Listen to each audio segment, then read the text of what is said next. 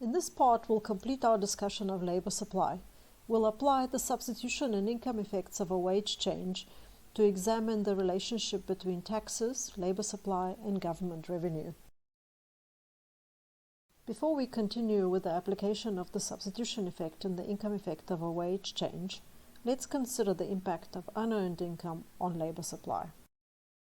Solved problem 5.6 highlights the difference in response to a rise in income depending on whether the consumer regards leisure as a normal good or an inferior good.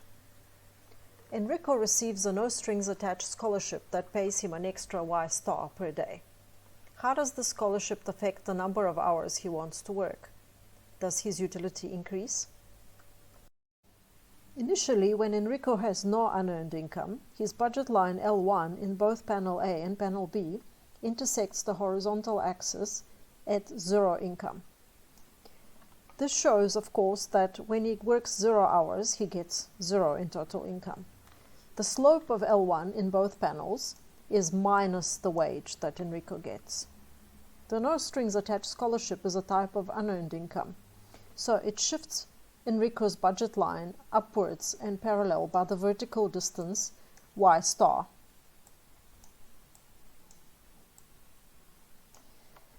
This shows that even if Enrico decides to enjoy 24 hours of leisure and he works for 0 hours, he can still receive Y star in total income because he has Y star in unearned income. We don't know what Enrico's preferences are, so we'll discuss 2 cases. Panel A on the left reflects the case when Enrico regards leisure as a normal good. His preferences are embodied in the shapes of his indifference curves. His initial optimal bundle is at E1. As his income rises, he increases his hours of leisure and decreases his hours of work to reach a new optimal bundle at E2. His work hours fall from H1 to H2. Panel B shows the case when Enrico regards leisure as an inferior good. The receipt of the scholarship moves Enrico from the initial optimal bundle E1 to the new optimal bundle E3. In this case, Enrico reduces his hours of leisure and increases his hours of work from H1 to H3. Another possibility, not shown in these diagrams, is that receiving an unearned income does not affect Enrico's work hours.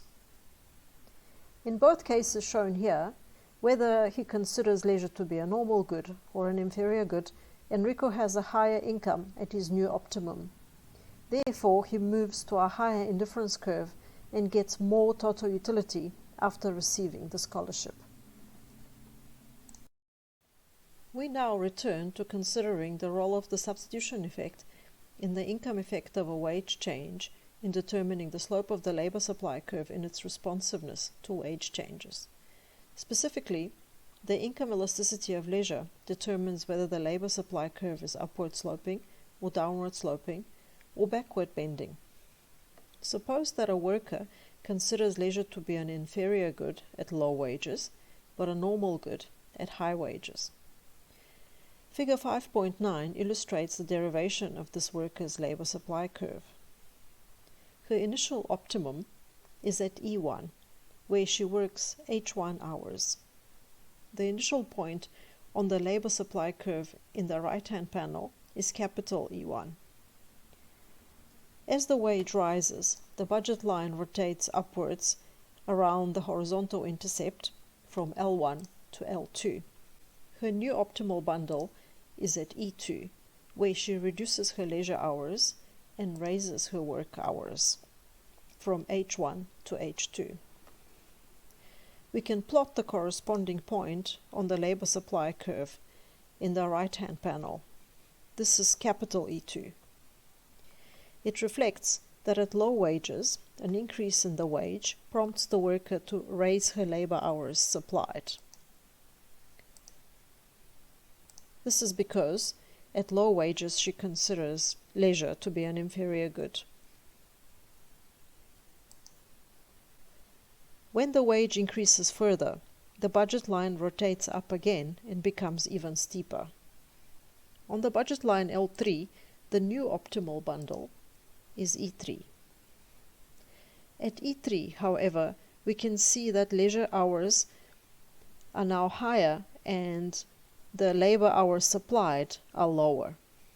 This is because leisure is now viewed as a normal good. We plot the corresponding point on the labor supply curve panel on the right as capital E3, showing the worker has reduced her labor hours from H2 to H3. Therefore, we can see that the labor supply curve for this worker is curvilinear. It slopes upward at low wages and bends backwards at high wages. There are two reasons why the labor supply curve might be backward bending. They both have to do with the worker's preferences. The first case is as in the example from figure 5.9 that we just discussed.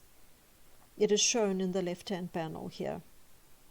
The worker might consider leisure to be an inferior good at low wages, giving the upward sloping part of the labor supply curve, and leisure to be a normal good at high wages, resulting in the backward bending part. A second possibility is illustrated on the right-hand panel. In this case, leisure is considered to be a normal good at any wage. However, the substitution effect dominates at low wages, which gives a positively sloped labor supply curve, and the income effect dominates at high wages, which gives the backward bending section of the labor supply curve. Before we examine the relationship between tax rates, labor supply and government revenue, it's worth doing one more recap as a foundation. When the worker views leisure as a normal good, the substitution effect and the income effect of a wage change work in opposite directions. So the total effect depends on which one dominates. If the income effect is greater than the substitution effect, she will demand more leisure and she will work fewer hours when her wage rises. She wants to enjoy the benefits of having a high income in the form of more leisure time. Therefore, this worker's labor supply curve will be backward bending. If leisure is seen as an inferior good, however, the substitution effect and the income effect work in the same direction, reinforcing each other. So it will always be the case that a wage increase will lead to a fall in leisure hours and a rise in work hours supplied. In this case, the labor supply curve will be upward sloping for any wage. The shape of the labor supply curve can differ depending on the worker's preferences, as we saw. So do real-world labor supply curves slope upward or bend backwards? Theory alone allows for both possibilities, and so we have to turn to empirical evidence, that is, data-driven research, to find the answer. Perloff discusses a number of studies from different countries, which point to differences between the labor supply curves of men and women. The evidence points to both having labor supply curves that are nearly vertical, but they tend to be slightly backward bending for men because of a stronger income effect, and slightly forward sloping for women due to stronger substitution effect. Why do the shapes of labor supply curves matter from a real-world point of view? One reason why governments care about the direction and size of labor supply responses to wage changes is that this helps them determine whether an increase or a decrease in tax rates will cause a substantial increase in the hours of work. This, in turn, has a bearing on the government's tax revenue. Taxes affect labor supply via wages. A higher tax rate lowers the take-home wage of a worker. So how will tax rates affect hours worked? If labor supply curves are upward sloping, then a higher tax rate will lower the take-home wage and reduce hours worked. Then this wouldn't be an effective way of the government to collect revenue, because production will fall and so will government revenue. However, if labor supply curves are backward bending, a small rise in the tax rate may prompt workers to work more hours. This may result in an increase in production and in government revenue.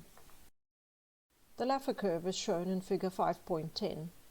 It captures the relationship between tax rates on the horizontal axis and government revenue on the vertical axis. It has an inverted U-shape. Why is that? It supposes that the workers' labor supply curves are upward sloping at low wages, but backward bending at high wages. On the upward sloping part of the Laffer curve, government revenue rises when the tax rate rises. The reasoning is as follows. Of course, when the tax rate is 0, the government collects no revenue. Increasing the tax rate by a small amount results in a higher revenue for two reasons. First, the government collects more cents per dollar earned. And second, income effects dominate substitution effects because workers are on the backward bending parts of their labor supply curves. As the tax rate rises, the take-home wages for workers fall, and therefore workers increase their labor hours supplied in order to keep incomes up. This results in a rise in government revenue. However, beyond a certain point, the Laffer curve slopes down. This is because further increases in tax rates discourage people from working. Workers are now on the upward sloping parts of their labor supply curves. So lower take-home wages reduce their labor hours.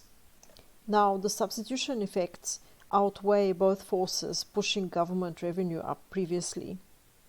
Even though the government is collecting more cents on each dollar earned, this is more than counteracted by leisure being relatively cheaper compared to goods. So workers are substituting in favor of leisure. This results in a fall in labor hours and hence reduces government revenue. In South Africa, after 1994, the government lowered income taxes and increased the thresholds for income tax brackets. Despite this, the ratio of tax revenue to GDP rose substantially. This is likely due to improved collection by the South African Revenue Service, but it may also be due to Laffer curve effects. In more recent years, tax rates have had an upward trajectory, with the top personal income tax rate at 45% currently. At what point will higher tax rates lead to falls in government revenue collection? Resistance to complying with rising tax rates, whether actively or passively, is referred to as a tax revolt. Sizwe Ngwenya offers a good discussion on the possibility of a tax revolt in the South African context. You can access his article via the link on the Moodle page for the course. This concludes our discussion on the economic models behind consumers' and workers' choices. Next, in chapters 6 and 7, we will consider the choices made by producers.